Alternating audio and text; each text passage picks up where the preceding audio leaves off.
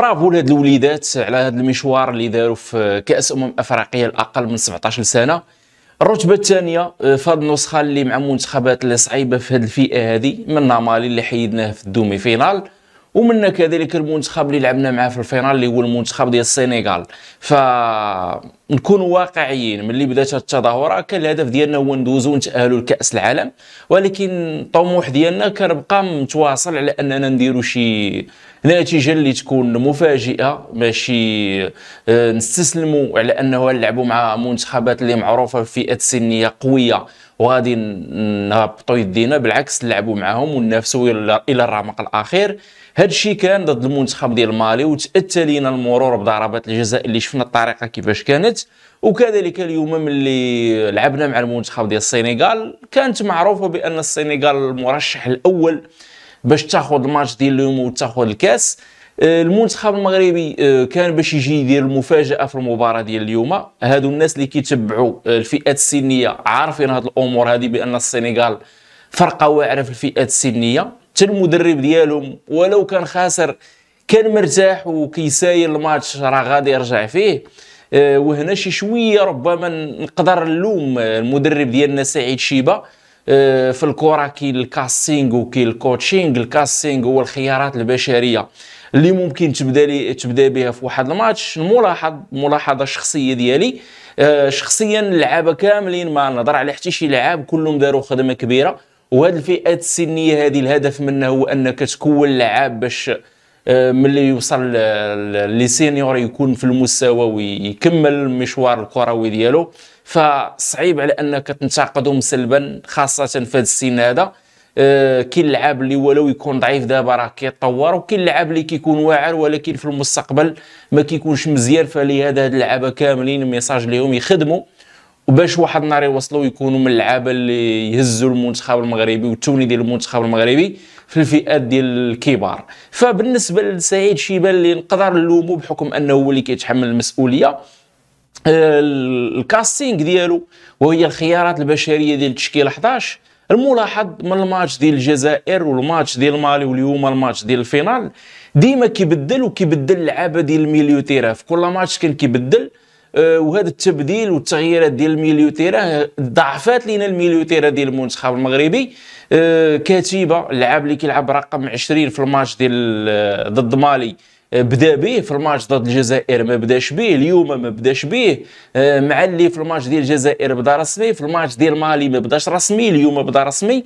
فاللاعبين ديال الميليو تيرا ثلاثي خاصه اللي كيكونوا كيلعبوا في الميليو تيرا كل ما كانوا كيلعبوا ماتشات بزاف كتبقى عندك فرقه منسجمه، وكيكونوا عندك هذوك الترابطات ديال اللي يزيدوا الثنائيات المثلثات، وكيكونوا عندك لعابه اللي مولفين وعارفين يلعبوا مع بعضياتهم. وهنا ملي كتبغي تخرج بالكره كتخرج بالكره بطريقه اللي كتكون مزيانه افضل من انك ملي كتكون كل مره كتبدل كتلقى مشكله ديال انه اللعابه ما تايقينش في راسهم وما مولفينش مع بعضياتهم. يعني انت اصلا كل مره كتبدل. اللي شفنا اليوم بانه المنتخب ديال السنغال كانوا كيبغيو يديروا لنا الضغط، ما كناش كنخليهم يديروا لنا الضغط. يعني ما كناش كنبنيو الكره من التحت من عند الحارس ديالنا ولا من عند المدافعين ديالنا، كنا كنلعبوا لو جو ديريكت، الكرات المباشره. وهذه الكرات المباشره شنو عطاتنا في الاخر؟ عطاتنا جميع الكرات، اغلب الكرات كانوا كياخذوها اللاعبين ديال السنغال، وهذا عادي بحكم القامه الطويله ديالهم. اغلب الكواري كانوا كيسبقوا ليهم هما الدوزيام بال، الكواري اللي كانوا كيطيحوا كانوا كيسبقوا ليهم هما. فهنا غادي نرجعوا بانه فريق لعبتي معاه فرقه اللي عندها قامه طويله كان من الافضل نلعبوا في الارض. ولكن لا لعبنا في الارض شكون اللي ضمن لينا بانه نخرجوا الكره في البناء بطريقه مزيانه ولا لا؟ علاش؟ حيت الكاستينغ اللي هضرنا عليه كان ديما فيه تغيير ديال اللعابه في الخطه اللي كيلعب بها سعيد شيبه. دراسه ديال الخصوم كانت مزيانه. ضد مالي لعبنا ب 4-1 في الحاله الدفاعيه، سلكاتنا وداتنا البيلانتيات. اليوم مع السنغال تبدل النهج الدفاعي اللي كنا كنلعبوا به، لعبنا هجوميا ب 4-2-3-1 ودفاعيا كنا كنلعبوا ب 4-4-1-1. لافون سونتر ديالنا وزن من موراه معلي، هي هذيك كانت كتعطينا 4-4-1. علاش تبدلات حتى الطريقه ديال التنظيم الدفاعي ديالنا وحنا ما عندناش الكره؟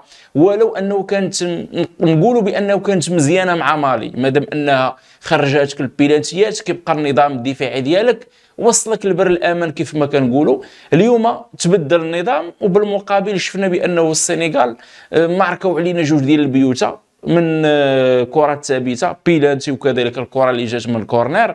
وهنا عادي بانك ملي كتلعب مع فرقه عندها قامات طويله ساين بانه شي كورنر تقدر تمارك عليك ولا شي كوفرو، هذا عادي ملي كتلعب مع فرقه اللي عندها قامات طويله. هضرنا على الكاسينغ اللي كيتحمل المسؤوليه فيها شيبه، بحكم انه كل مره كان كيبدل التركيبه الاساسيه اللي كتلعب من الماتش ديال الربع والنصف الفينال. زائد كان مشكله ديال الكوتشينغ. علاش مشكله ديال الكوتشينغ؟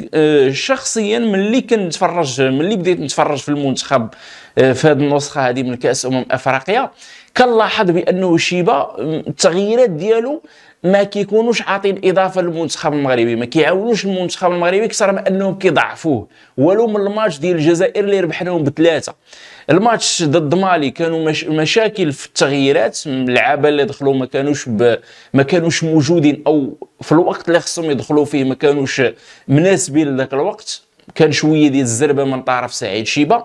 الماتش ديال اليوم كانت فيه اليوم ارتجاليه واخطاء كبيره في الكوتشينغ ديال سعيد شيبه والتغيير ديالو ديال اللاعبين، لدرجه انه اللاعب رقم 8 اللي هو هذا اللي في هذه الصوره هذه دخلوا وشويه ولا خرجوا، تماركا البيت خرجوا. اذا اللاعب انت ما تايقش فيه دخلتيه بهذيك الكيفيه ومليت ماركا خرجتيه، راك غادي تهرس الشخصيه ديال هذاك اللاعب اللي حنا كنتقاتلوا وكنتعاونوا باش نشجعوهم ويطلعوا مزيانين باش ينفعونا مستقبلا. فالنفسيه ديال هذا اللاعب من طبيعه الحال تكون متحطمه، وتا ملي كان خارج راه ملامح ديال وجهه كتبين بانه ما راضيش على انه يتشونجا. فملي انت اللاعب ما تايقش فيه، واش مدخلو يدافع لك؟ هما كيلعبوا وحوش في الكرات الهوائيه وهو قصير، زائد من اللعابه اللي كانوا واعرين في الميليو تيران، اللي كان اي كره كيسبق ليه وكان مزيان، اللي هو اللاعب وفندار، اللاعب اللي كيحمل رقم 4. هو هذا داير ماتش واعر، كان من اللعابه اللي هز الميليو تيران في الطريقه كيفاش كان كيسبق للكواري، في الطريقه كيفاش كان كيطيح الكره، هو اللاعب الوحيد تقريبا اللي كان كيطيح الكره. كان من اللعابه اللي معمر الميليو تيران ديال المنتخب المغربي. خرج حسيت بان الميليو تيران ضعف، وبالمقابل اللعابه اللي دخلوا ماشي ضعف منهم، ولكن حتى الكوتشينغ ديال المدرب، اللعاب اللي مزيان خصك تخليه، واللعاب اللي عيا كتحيدو. ربما ما شافاش سعيد شيبه بصراحه. هنا نلوم سعيد شيبه على جوج ديال الحوايج اللي هو الكاسينغ والكوتشينغ. كاين اللي يقول لا خصنا نصفقوا لسعيد شيبه ووصلنا للفينال. الاخوه احنا ما كنهضروش على المسار كامل ديال المنتخب، كنهضروا على ماتش، وماتش ملي خسرتي كاينين اسباب، الا ربحتي كاينين اسباب، كيف ما لا تعادلتي راه كاينين اسباب. الاسباب هما هادو كنناقشوهم، الا بغينا غير نربعوا يدينا وصافي وما نقولوا والو، فربما كنغطيو واحد الحقيقه اللي ما كتبانش مثلا لكل شيء. فخصنا نقولوا الواقع اللي كاين، هو هذا الواقع اللي كاين، بانه الهزيمه بجزئيات البسيطه في الماتش ديال اليوم من اسبابها هو الكاسينغ ديال اللعابه ديالنا في الاختيار. عطانا ديما اللعابه ما منسجميش بيناتهم في الميليو تيران. زائد اليوم كانوا 3 ديال التغييرات اللي كانوا في البدايه ديال التشكيله، جوج تغييرات اللي كانوا اضطراريه. التغيير ديال الظهير الايسر اللي كان موقف بحكم انه جمع بطاقات صفراء، الظهير الايمن اللي كانت عنده اصابه في المباراه ديال ضد مالي، والتغيير بالخيارات ديال وليد ركراكي ديال سعيد شيبه. وليد ركراكي اللي كان حاضر في التيران، وليد ركراكي فاش واعر ما كيبدلش التشكيله الاساسيه ديالو. راكم شفتوا في كاس العالم بقى غادي بها حتى الاخر، راه ما حتى تضربوا له بزاف ديال اللعابه. سعيد شيبه كان كل ماتش كيبدل وانت غادي مزيان. القاعده كتقول في العالم ديال الكره ما كنبدلوش التشكيله اللي كتربح، مادام انك غادي كتربح ما تبدلش. ماتش ضد الجزائر ضربتي الماتش ب3-0، جيتي ضد مالي بدلتي، دزتي ببيلانتيات وربحتي ودزتي الفينال عاوتاني بدلتي. فهذوك التغييرات ما يعاونوكش في خطره، وبالعكس غادي يضعفوك. كون كانوا يعاونوا شي فرقه كون ما خرجاتش ديك المقوله ديال الفارق اللي كيربح ما كيتبدلش. فهنا كان المشكل ديال الكاستينغ وكذلك ديال الكوتشينغ من المدرب سعيد شيبه، اللي اللعابه بصراحه داروا اللي عليهم، تقاتلوا ماتش كامل، تقاتلوا طبقوا داك الشيء اللي خاصو يطبق باش تدافع بهذيك الطريقه اللي دافعوا بها الدراري. 90 دقيقه راه ما سهلاش، وكنعرفوا بانه 10 دقائق الاخرى المنسوب ديال اللياقه البدنيه كيطيح، ومعاه كيطيح التركيز. فكانوا اخطاء في التركيز ديال اللعابه، ولكن غير مؤثرين. فاللي مؤثر هو كيفاش كان التدبير ديال الكوتشينغ ديال المدرب سعيد شيبه اللي كان مؤثر بصراحه. غير من الملامح ديال المنتخب المغربي في الميليو تيران، ولا الفريق الخصم اكثر خطوره كيزيد عندنا بزاف، حتى بالقامه الطويله اللعاب بوفندار اللي خرج ودخل في بلاصتو اللاعب محمد رضوان الاسم ديالو رقم 8. كاين فرق في القامه الطويله. في الميليو تيران حنا كنا محتاجين لعابه اللي طوال اللي ياخذوا الكرات الطويله اللي كانت جايه من عند اللاعبين ديال السنغال.